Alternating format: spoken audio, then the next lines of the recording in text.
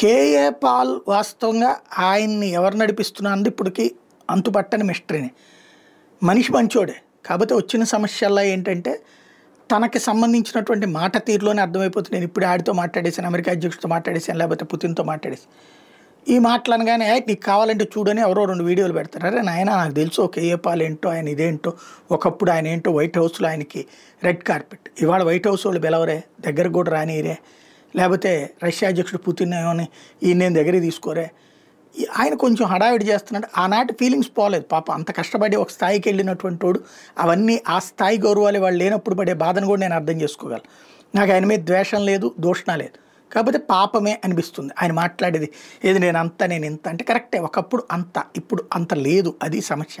అది పక్కన పెడితే ఇప్పుడు పాపం ఆయనకి పంజాగుట్ట పోలీస్ స్టేషన్లో ఎఫ్ఐఆర్ నమోదైంది. పాల్ ఆఫీసులో పనిచేస్తున్న ఒక యువతి తనను లైంగికంగా పాల్ వేధిస్తున్నట్టు షీ టీమ్స్ని ఆశ్రయించడంతో జరిగింది. లైంగిక వేధింపులకు సంబంధించినటువంటి ఆధారాలను షీ టీమ్స్కి అందజేసిందట ఆవిడ. నేపథ్యంలో షీ టీమ్ కేసుని పంజాగుట్ట పోలీసులు ట్రాన్స్ఫర్ చేసింది. మరి పోలీసులు కేసు నమోదు చేసి దర్యాప్తు చేస్తున్నారు. ఏం తెలుస్తారో చూడాలి.